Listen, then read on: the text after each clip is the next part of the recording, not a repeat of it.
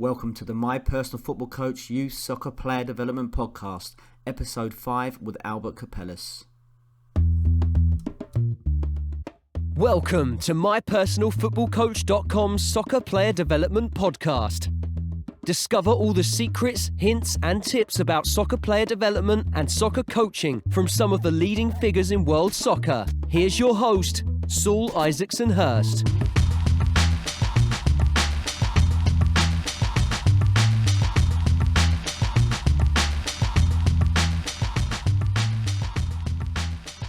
Hi guys, welcome back to another show. This episode we've got a fantastic guest. There's not many better academies around in terms of producing players than Barcelona's. They've had so much success recently with Xavi, Iniesta, Messi. The list goes on. And there's a lot of talk about what actually they do and myths, and people use players to try and propagate their own agenda. So it's really good actually to get the information right from the horse's mouth, as it were, and see really what goes on at one of the top academies in the world, what really goes into developing some of the best players in the world. So really fortunate that Albert Capellas, the ex-youth coordinator at Barcelona, agreed to come on and share some of his fantastic knowledge and experience, and also talk about his time working in Holland and Denmark and Israel as well. So really has lots of insight and value to give. So really enjoy this one. In terms of myself, looking forward to the NSCAA conference in LA in January in a couple of weeks. So if you are there and you'd like to connect, just drop me a line. It'd be really great to meet people, especially the directors of coaching and technical directors, thinking about maybe how we could work together as partnership club opportunities like we're doing with Wolverhampton Wanderers and a couple of other pro clubs, and now some grassroots clubs as well. So drop us a line and enjoy the show. So Albert Capellas, welcome to the show.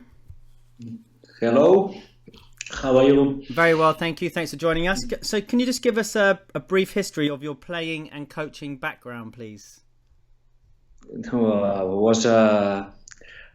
I started to play football was very young in a very small village with only 2,000 people, and I was playing in the team of the town. I was 100 meters from my house. And was another moment that it was impossible to play in bigger teams because my parents said to me that I have to study. And I was always playing there in my town and also another towns around, but I never could play in professional football. That was my dream. Of course, I don't know if I had the skills, maybe not. But one of the things that I knew that my dream was to be a coach and be involved in professional football like a coach. That is why I started to train very, very young. When I was 16, 17 years old, I started to train with young kids. I was combining playing amateur football in Avignon, my town, and coaching. First, in my school, I was a physical teacher, a physical education teacher, and I was training the team there, and that was my laboratory, my investigation and development team. The name was the Escola Garbí in Barcelona. Is a very, very good school, and that was the place when I started to coach. Then I trained very young also with under 17 in Unió Esportiva Sants. In that team also was a player Joan Barberà. Now is one of the assistant coach of Luis Enrique in Football Club Barcelona. And in that period I met Albert Capellas, also a coordinator of Youth Academy of Football Club Barcelona, a lot of years, and from then we built our relation and we worked together a lot of years in Barcelona. Then I went to coach like assistant coach in Club de Futbol Gavà. We took that team in a very, very low level, a very amateur level. We were 9 years there and we won 5 years in a row. We promote to the next category 5 years in a row. We think that nobody did in Spain in the past. That means, and we put the team in a semi-professional football. And after 9 years in the club, I thought, if after 9 years Barcelona doesn't contract me, never will happen, because I knew a lot of people in Barcelona. I was watching a lot of trainings, a lot of games. I was watching in live all the trainings of a Dream Team when Johan Cruyff was the coach, and also a lot of trainings from all the teams in the youth academy, because I was living next to the new camp. And after 9 years, I said, I have to change my career, because if 9 years Barcelona doesn't contract me, I have to stop. And then I said to the coach, okay, I changed my life. And what happened was that after 1 week, Football Club Barcelona called me if I would like to be assistant coach in Barça B, in the second team of Barcelona. Kika Costas was the coach. And in that team there was Andres Iniesta, Victor Valdés, Thiago Motta, top players. We had a fantastic team. I was there, then I stopped for a couple of years, and then Barcelona called me back again, and then I was 6 years coordinator of the youth academy, when Alessandro was the director of the youth academy, and I had a fantastic time. I could enjoy players like Gerardo Lufeu, now in England, or Marc Bartra in Borussia Dortmund, also Pedro, Busquets, Thiago Alcantara. That means was a fantastic period. And then after 9 years involved in Football Club Barcelona, I decided to change my life, to work in professional football, like an assistant coach in a professional league, because I hadn't the opportunity to train in the first team of Barcelona. And through Albert Ferrer, his ex-player of the Dream Team, the right back, he offered me the possibility to be his assistant coach in Eredivisie in Holland, in Vitesse. And I was there with 4 coaches. I was there 4 years with Fred Rutten or John van der Brom, also with Peter Bos, currently is the coach in Ajax. And after that, I went to Brøndby, 2 years. And now I am in Israel, where Jordi Cruyff is the technical director of the club, and Shotar Beladze, the ex-player of Ajax, is the coach, and I am helping the club to develop the club and to have success in the league. That is my background. I try to do a summary. Fantastic. And so, just going back to your role as a coordinator of youth at Barcelona, what were your duties there? What was your main jobs you had to do? What does it entail, that job? Yeah, in Barça B, I was assistant coach. In Barcelona, was coordinating the physical preparation and also the trainings. When you were at Barcelona, when you worked in the academy as coordinator of youth. As a coordinator. Yeah, what was your duties? In the youth academy. I was a coordinator from the youth academy from the age of 14, 15 years old until 19 years old. Okay, and so what did that entail? What did that day to day? What sort of things did you have to look after? What did you do? I was helping the director to control and to be sure that all the teams are training in the way that we want to train, to respect the quality and the philosophy and the methodology of Football Club Barcelona. That means I was every day on the field talking with all the coaches.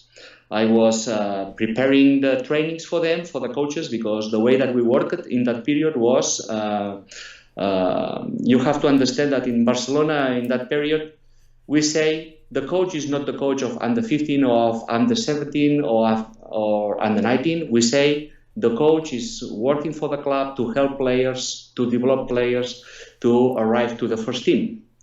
That is why we wanted to work, all of us, in the same way, with the same football style, with the same methodology.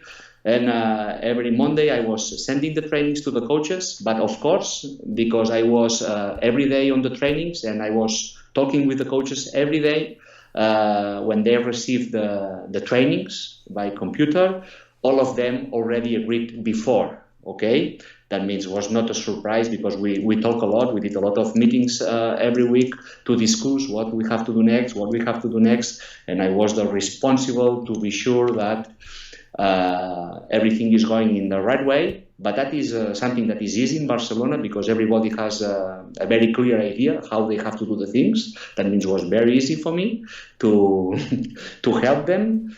So you then, sorry to interrupt, Albert. So you'd actually set the sessions out for the coaches. You'd give them session plans, or you just give them topics what they're working on. No. We were giving in detail all the drills what they have to do. Yeah. And also the periodization during the week and during the month.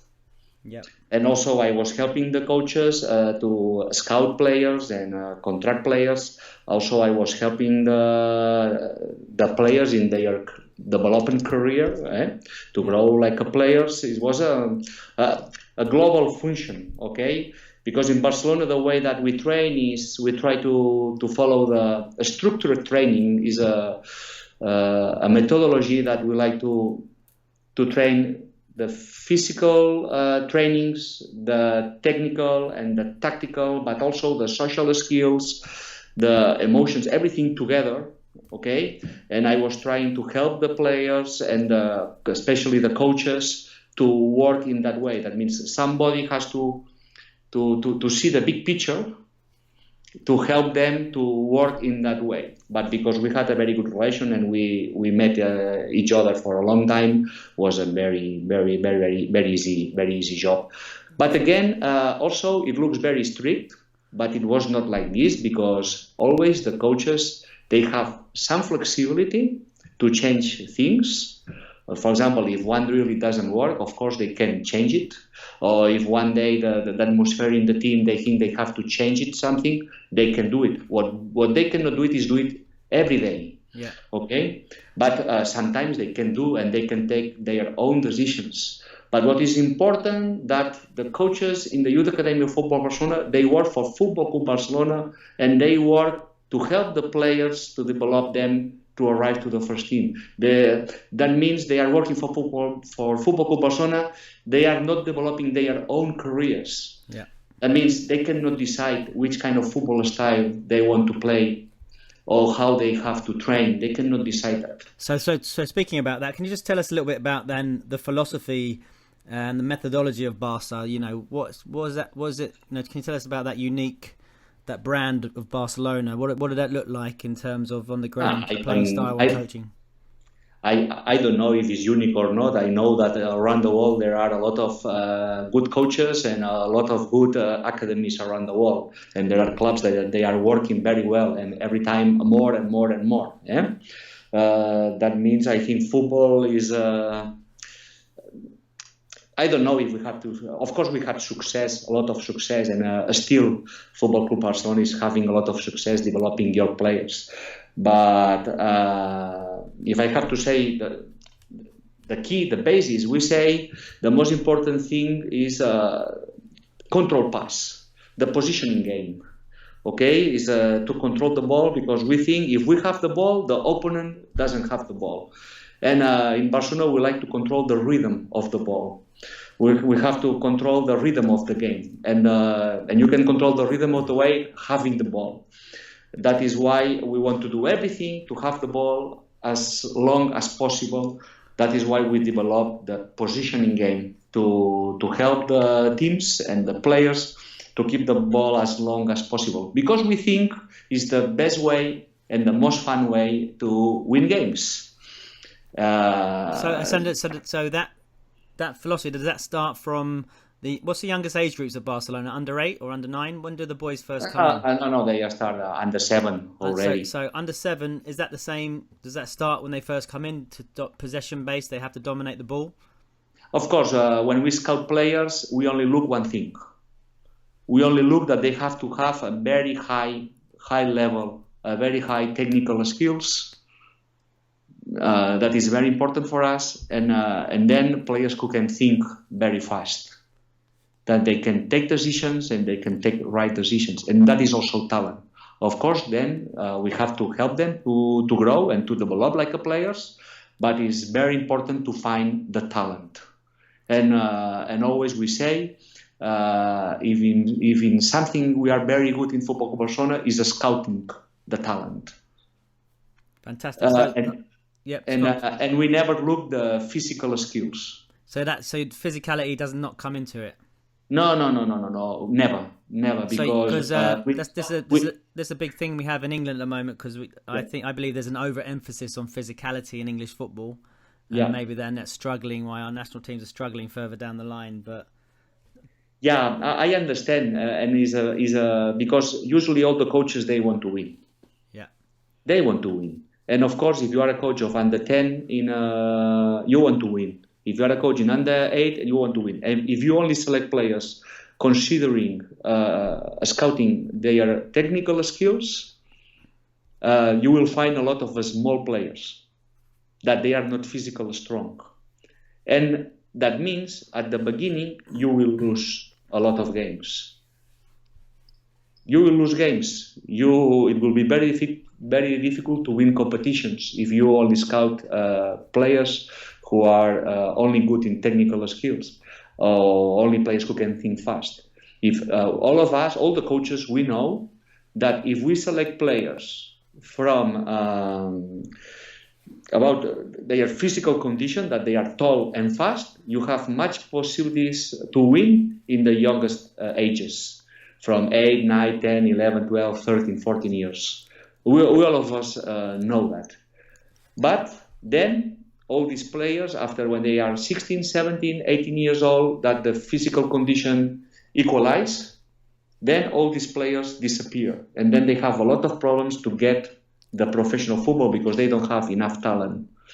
But that then is the moment that all the players who have the talent, who can think faster, who have a very high technical skills, they grow physically also, then they become a man, and then they play with the same conditions, but they have more talent, and then they start to win. So is it a common policy at Barcelona that obviously results don't matter throughout the academy program, and when do results start to matter? Yeah, and it's not only that. But also, if you see a lot of football teams, a lot of academies, they only select players from January, February, March, the first 3-4 months that they were born at the beginning of the year, January, February, March, because they are stronger during the season. And they never select players from December, from November, from April, because it's at the end of the season. And when you are 8 or 9 or 10 years old, this difference of half year is a lot. And for example, we were controlling that to the coaches, that they select players from all months, from January to December, that we have to be sure that the coaches, they select the players looking for their talent and not trying to take advantage of their physical skills. So how do you combat that? Obviously, it was the term in bio-banding now, which we use a lot. So how do you firstly, identify those players? I agree at 8 or 9 or 7, there's a massive difference, for someone born later in the year. So how do you firstly identify that and then take care of those younger players to assimilate them into your program? First, I want to answer one question that you said me before. Yeah. We say at the beginning, the first ages, we don't care if they win or not. Yeah. It's not really true that we don't care, because of course we are Football Club Barcelona, we were Football Barcelona, and they are Football Club Barcelona. Of course, they always want. They always want to win. But the most important thing is that they play good, and they respect the values of the club, and they respect the football style of the club. That means they start to learn our way of playing, our way of training. And it takes time, maybe 2 or 3 years, but after 2 or 3 years, they start to win everything. That we know the first 2-3 years, they will have a tough time. Sometimes they will win, sometimes not, but it's not a problem that. And after 2-3 years, they start to win everything. That is what I want to tell you. Okay? Fantastic. So then, in terms of the younger players, then, so firstly, how do you identify those? Those younger, smaller players, and then how do you simulate those into the program? Okay, first, the coaches, they have to control. For example, the coach of under 8, he has to control his category. Okay. And then has to control the players who are 1 year older and 1 year younger. That means every coach has to control 3 years, 3 generations, okay? And then we have scouters, of course, who help them. But in Barcelona, the youth coaches, they can see sometimes 5-6 games per weekend. That means all weekend they are traveling and they are going sometimes only 45 minutes, only half game, sometimes 50 minutes. They spend all weekend just, okay, here there is a game, I go. I heard that in that team there is a player, I go. They are busy all weekend. They really look a lot of games every weekend, and that is tough, okay? And not all the coaches want to do that. That means you need a special character and you really have to love the game to have the energy to do that. Then, of course, we have scouters who help us to tell us where we have to find the talent, and then the coaches have to follow and have to watch it in training, in live. And then sometimes we invite them, some players, to train with us. And then we can compare the level. And when we compare the level, then they can see how difference with the players that we already have. And during that trainings, different coaches are following that week. If we invite 10 players to train with us for 1 week, with all the trainings, always there are 4 or 5 coaches plus the scouter watching the trainings and talking each other to try to find out if this player can play with us or not. That is one very important thing.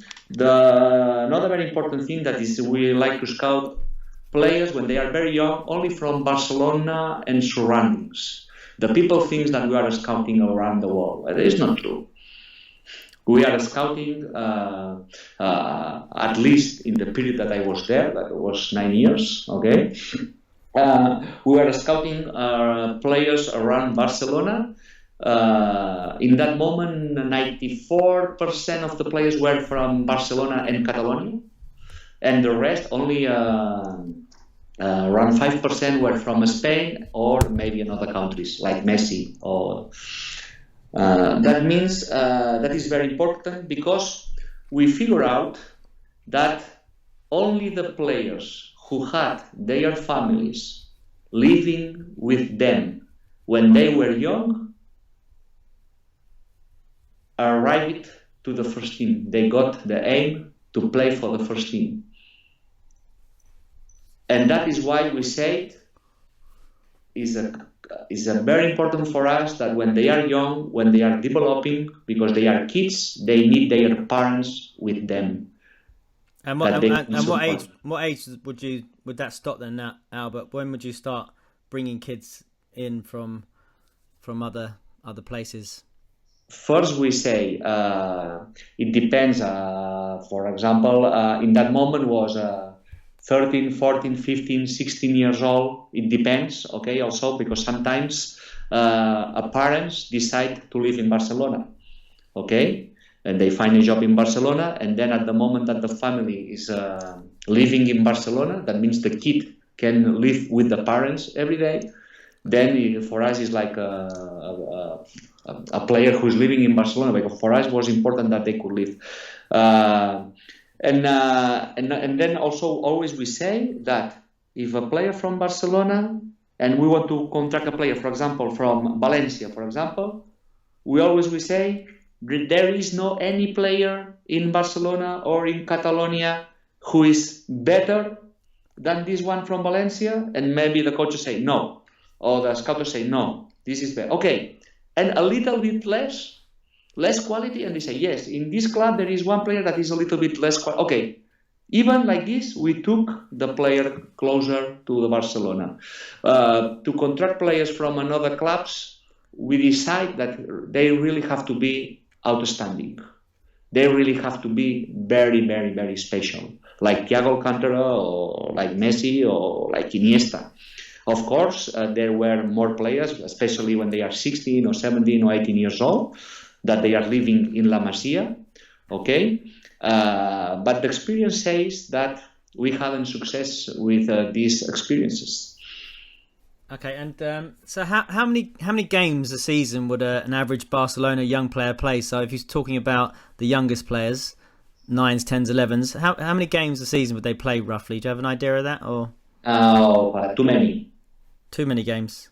Yes, absolutely. So I cannot tell you exactly, because what happened is, okay, we have the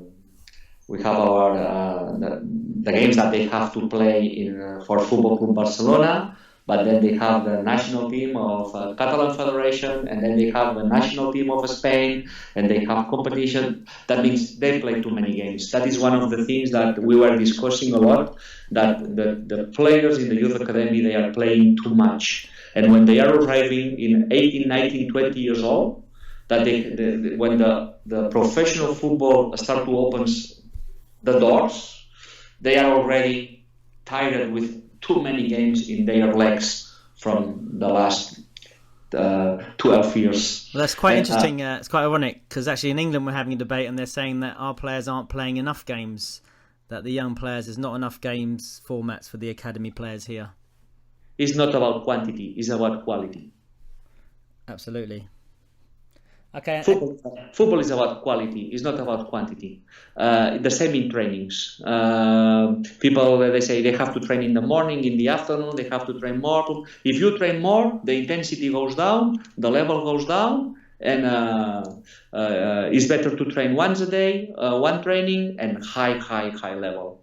It's better to train 1 hour and a half high level than 1 hour 45 minutes lower level. It's about quality. If something I have a very clear idea is about that. So in terms of that then, Albert, so just could you go through, say, starting from the under 7, under 8s, moving up, how often a week do they train? How many hours do they do a week? In that moment, I don't know if I changed, because now I already 9 years. Already 7 years out of Barcelona. But when of course, I have friends there, and I know some things, but I don't know deeply all the things what they are doing now, and also because I am living in Europe, out of Spain, okay, out of Catalonia. In that moment, from 8, 10 years old, they were training 3 times per week, and 1 game in weekend. Yeah. The youngest one only twice per week, and 1 game in weekend.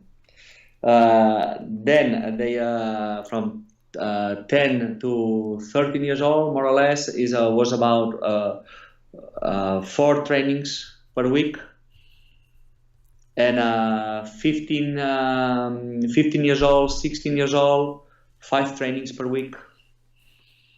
And then under 19 was 6 trainings per week, and the game. That was the range, more or less. And in terms of the structure of the academy, and always one session, Okay. Always one session. And in terms of the structure, was the younger age groups different to the older age groups? So if you're dealing with the 13s and 14s, were the younger ages, did they have a different philosophy in terms of, like, was it more based on fun and skills, or was it same pretty much consistent all the way through the approach? Okay. In Barcelona, we always say that the ball possession, okay, is based in three keywords. Okay. The first keyword is possession of the ball. Okay, that means to have possession, you need a very good control and a very good pass. That is one thing. Then you can start to figure out how we train. A lot of control passes drills, okay, from the beginning, okay, and also with 1-2 touches.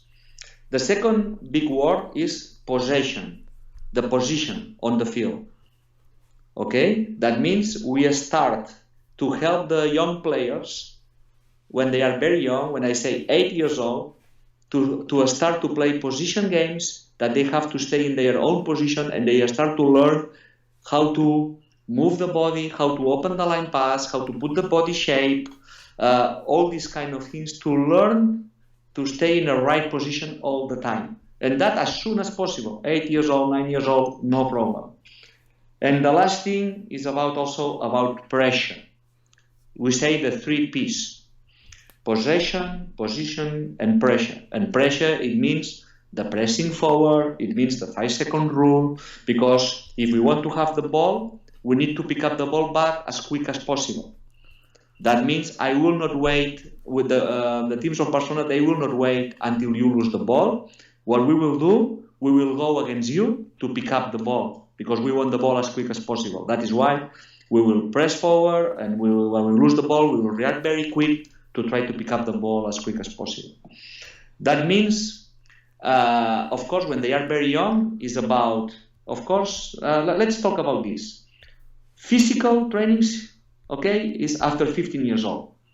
14 years old and younger ages, only technical and tactical drills. And after 15 years old, we started to introduce the physical trainings. So what are those? So you talked about passing drills there. I mean, Yes. was there a lot of that unopposed work to really refine the art of passing and the Yes. way of passing and that sort of thing? I come back to the younger age. We start with divide with the warming up, with ball, a lot of coordination, okay? With ball, a lot of skills, fun skills, that the players feel comfortable with the ball, okay? A lot of control passes. The 15 minutes control pass, creating a lot of triangles to start to tell them first line pass, second line pass, don't turn, position of the body, control the ball inside foot, play with the other leg, the pace on the ball, all these kind of things.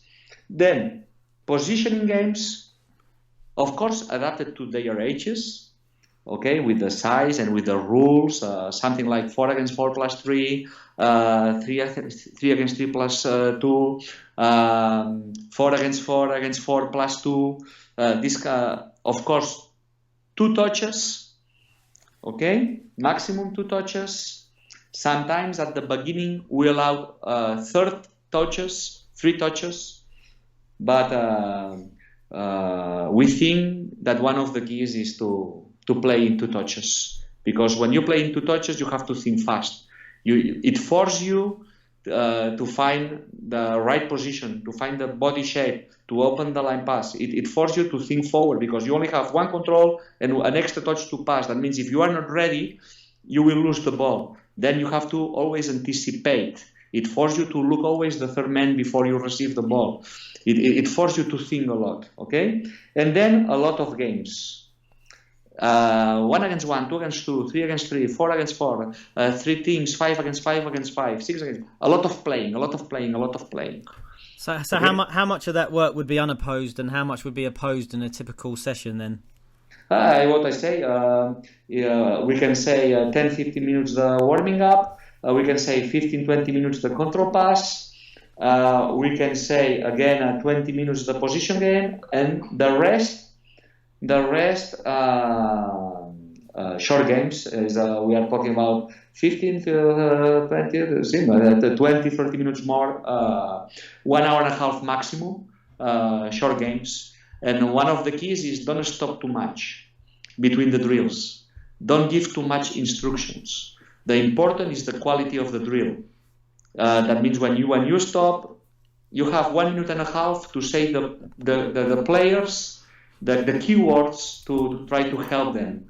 Because if you talk 5 minutes, 6 minutes, then the level of the training goes down. And for us, it's very important that we always keep the rhythm of the training during all training. So yeah, essentially, because I've in my time at Chelsea and Tottenham, I've been at many tournaments in Europe, and I've always noted the Barcelona team, the young teams, I'm talking about 9 and 10s, they all move the ball really, really well, really quick, like you say, 1 or 2 touch, and really effective. So my question with that would be then, looking at the players like Iniesta and Messi and Thiago, those dribblers, how do those guys fit into that possession culture, that moving the ball quickly? And how have you been so successful in producing these dribblers as well, whilst in this 1 or 2 touch atmosphere culture, as I say? No, it's not our success; it's their own success. No, when you see Iniesta in the tournament in Albacete, there was a football tournament that everybody saw Iniesta in that tournament. He was very, very young. We had lucky because we were Football Club Barcelona, and we convinced him when we show La Masia. Okay, that is why we had the opportunity. But Iniesta, if you see videos from Iniesta when he was 8, 9, 10, 11 years old, he was doing the same things that he's doing now in professional football.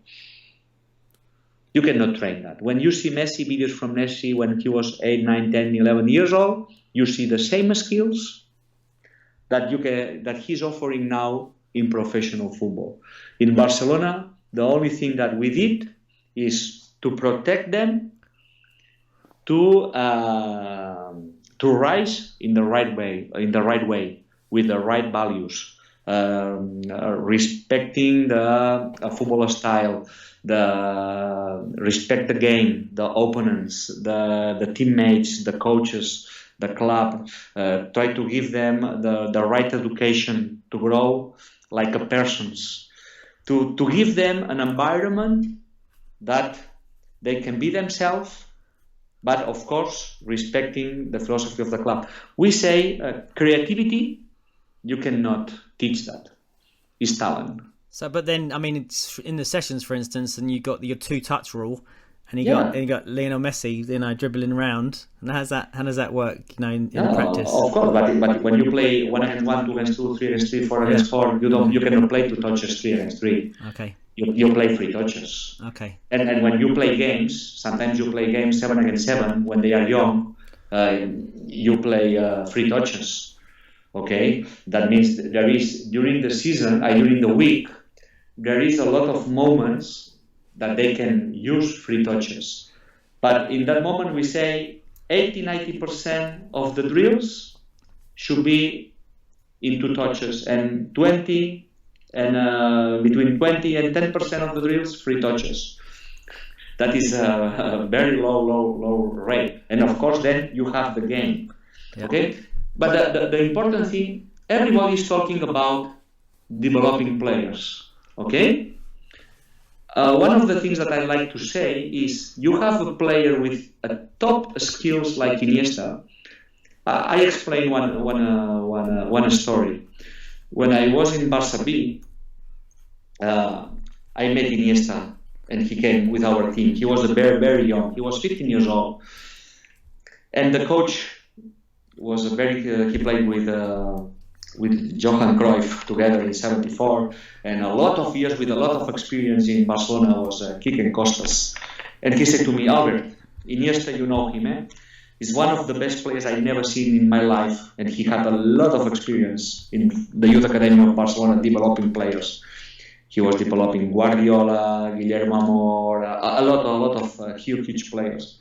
And he said to me, Iniesta is one of the best I've never seen in my life.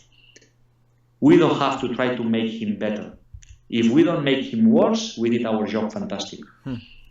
Because sometimes when you want to develop players and you want to influence them a lot, and for example, you want to help them to go to the gym and do a lot of weights, a lot of extra trainings and a lot of psychology, sometimes you are not helping them. Sometimes it's only about protect them.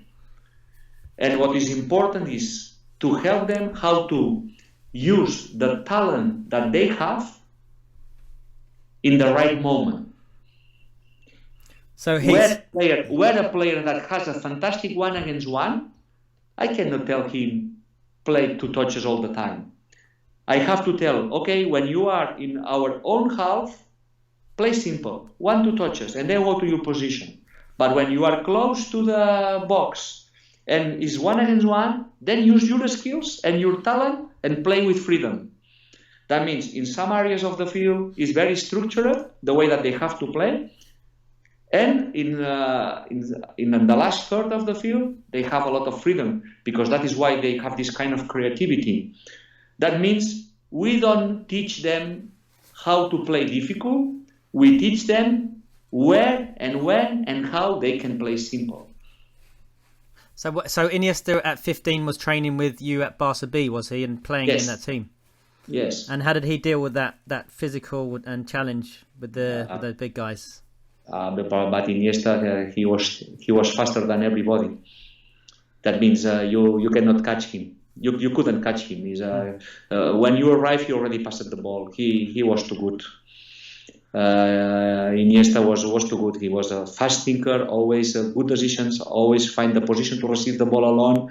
Always he knew what to do before everybody else. Even sometimes with the coaches, he did things that you are sitting on the bench, and he was doing things that we couldn't see from the bench, and he saw it. That he was too good. He was this kind of top talent players. Was he the best you worked with? Was not a problem, and also because it was a senior football. Okay, second division B in that moment was a senior. He was playing against players from 28, 29, 30, 31, 32 years old.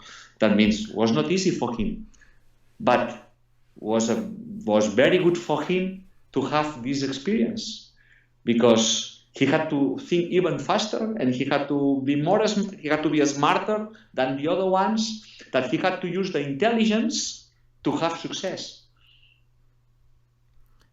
And then when you play with the first team, and you are 70, 80, 19 years old, and when you play with the first team, then everything is much easier. All the players from the youth academy, they say the same. The easiest step in our development has been from Barça B to the first team, because then you play with the best players, you always receive good balls. When you have the ball, everybody's available, everybody knows how to open the line pass, they always helping you. That is much easier. But to play in second team of Barça B is much more difficult.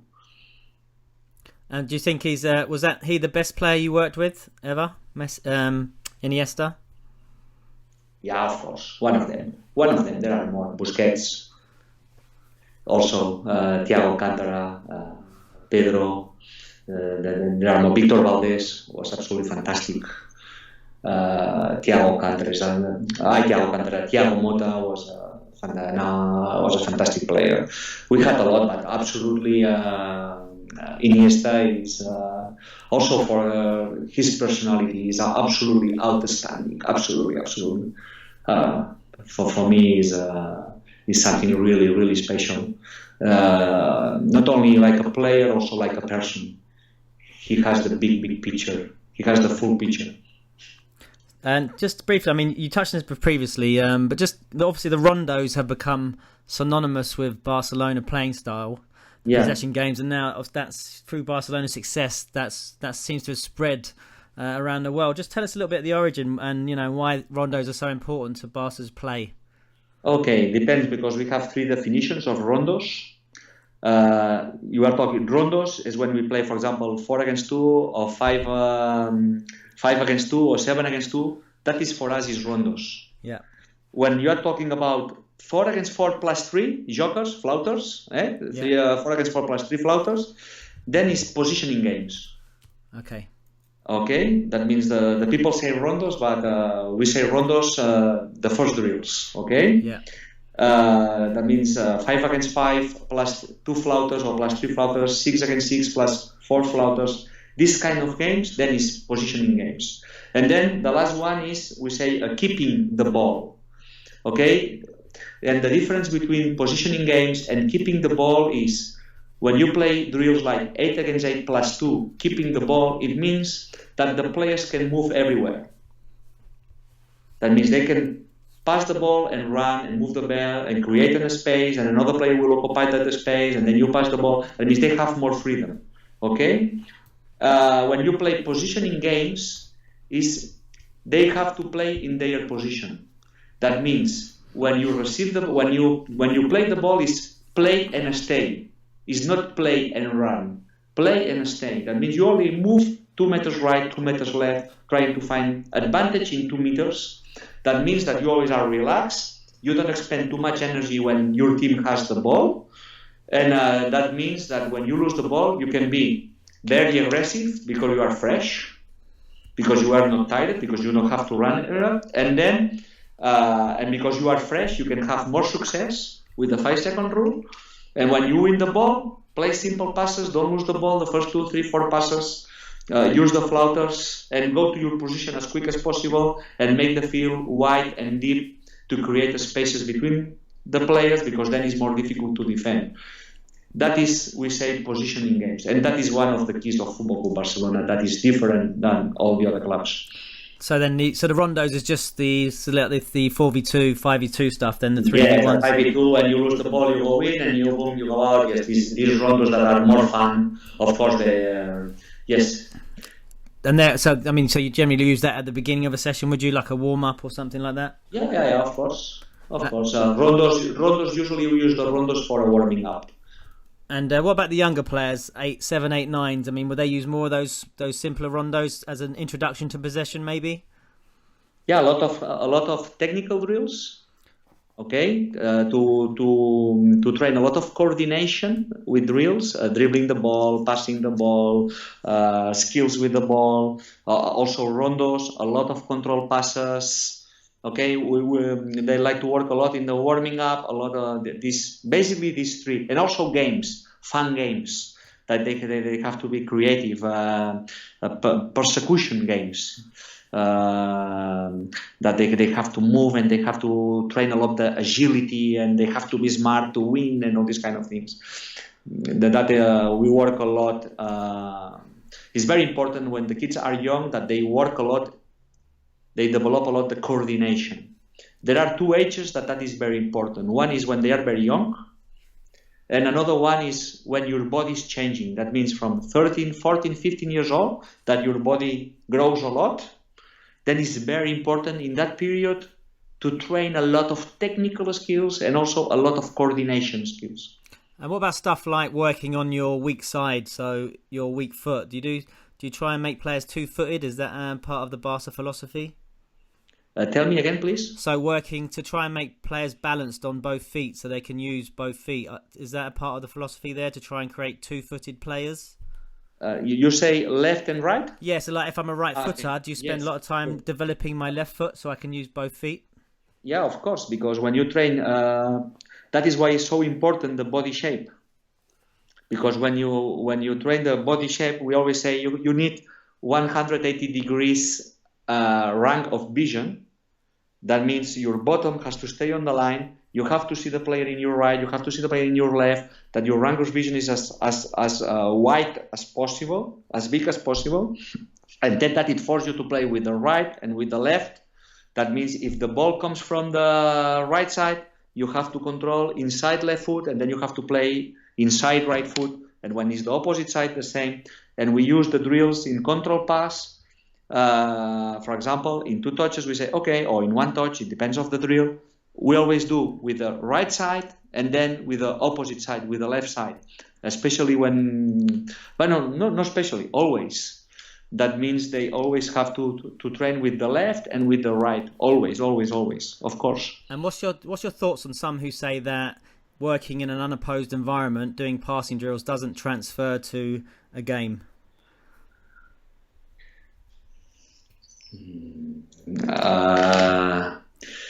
How I can say that? For sure, they have their reasons. The development of the players is different. Okay, first I should see how they train. No, because to talk about the way that another coaches are doing without watching what they are doing, then maybe the problem is not the drills. Maybe the problem is the intensity or the quality of all the instructions that they give. That means can be a lot of reasons why maybe some coaches they don't have success on that.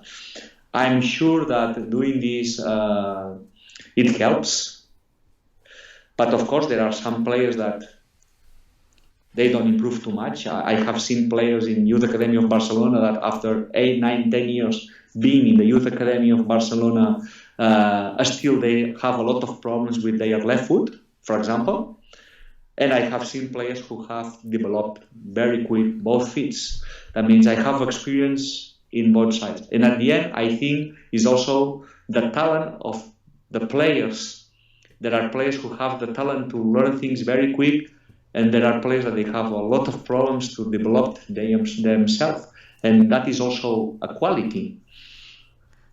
Fantastic. So moving on now, because I know I don't want to keep you too long, Albert. I know you're very busy. Just could you tell us a little bit about, and then moving, how you found, what's the main differences you found to footballing life in Holland and then in Denmark?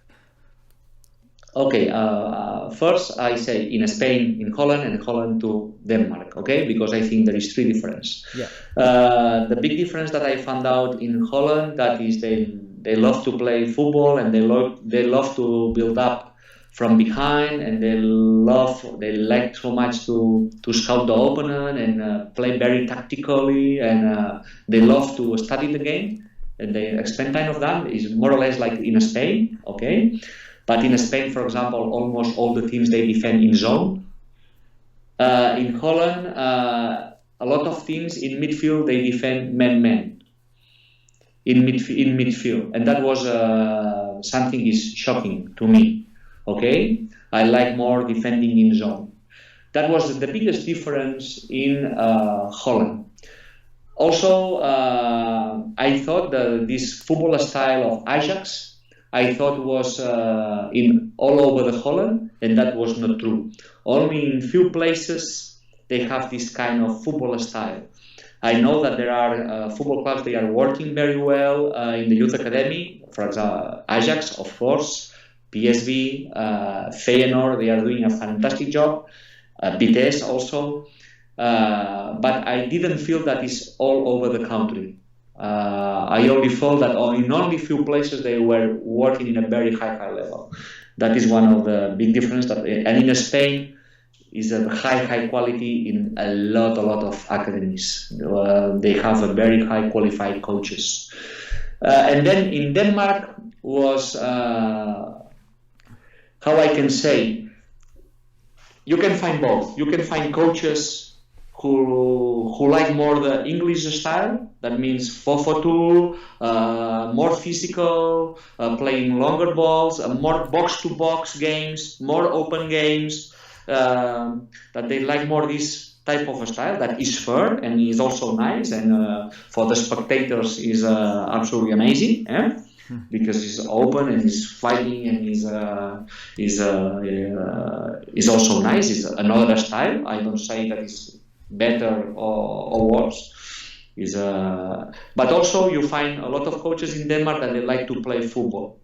But what happened in Denmark is, if you try to play football and you lose, they say it's because they don't fight and they have to play long balls and they have to play more like England.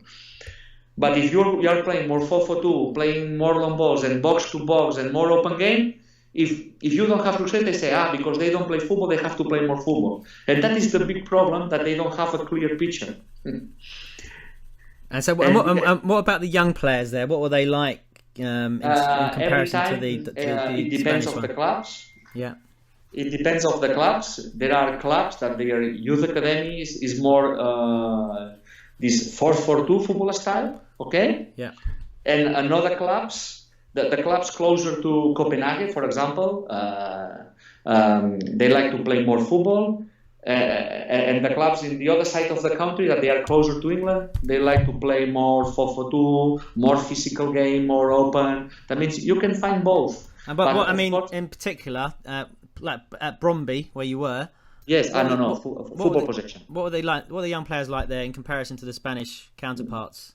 In Brøndby, we work a lot in developing the possession football. I was helping them a lot to develop the program masterclass. They play 4-3-3, and I helped them to play in possession football, and they want to do that, okay? And also FC Nordsjælland, and also there are more clubs that they really like to do it in that way, and they really think that is the best way for the future in football if they want to have success. And the young players coming in, I mean, what were they? What was your experience in them? Was it similar sort of players? No, it's very clear. Look, Spain is a country with 40 million people. Denmark is a country with 7 million people. That says everything. Of course, the level of the player, in general, the level of the players is less because the competition is smaller. There are less clubs playing football, and of course, you get less quality. But sometimes you can find a top talent players in Denmark, also in Holland, but also in Belgium. I always say, talent is everywhere. because at the end, Barcelona, almost all the players were from Catalonia, from Barcelona, and this is around 7 million population. That means players like Marc Bartra, Gerard Piqué, Sergi Busquets, Puyol, Xavi, all these players are from around Barcelona. When you look Denmark, okay, it's 7 million population. That means what is important when you are in your club, really try to find the talent when they are young. Find them, and they don't put this talent out of the club because they are not strong enough physically. But of course, if you compare a population for 40 million, a population with 7 million, the level is less. It's the same. In Holland, you can find fantastic players, but it's less than Spain. And Denmark is less than Holland. But that is just because of number of people. And so, okay, finally then, just tell us a little bit about Israel and what's it like there. You know, what's the footballing landscape like there in terms of the academy and things like that?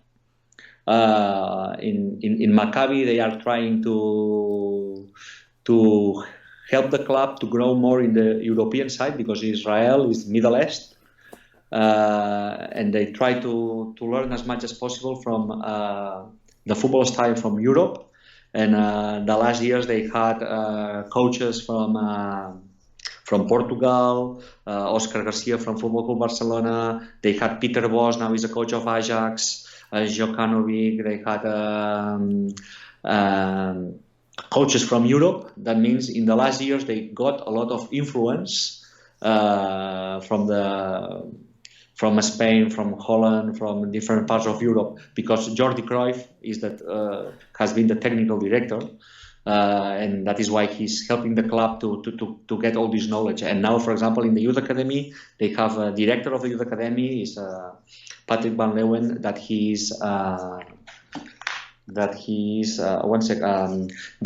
the coordinator of the youth academy, and he's from Holland, and they try to develop the club in this European football style, based in possession football.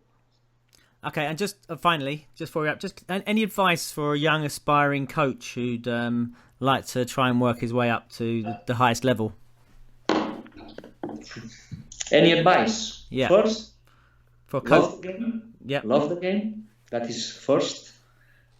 Learn as much as you can. Travel and learn from another people. If you can from Spain, you can learn a lot from Spain, from Holland, from Germany. For sure in England there is a lot of people who can share all very good information. And then be yourself. Don't try to be like somebody.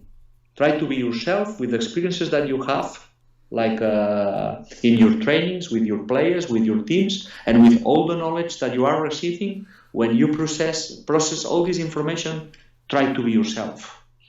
So Albert, can you just tell us a little bit more where people can find out more about you, what you do and your coaching methodology?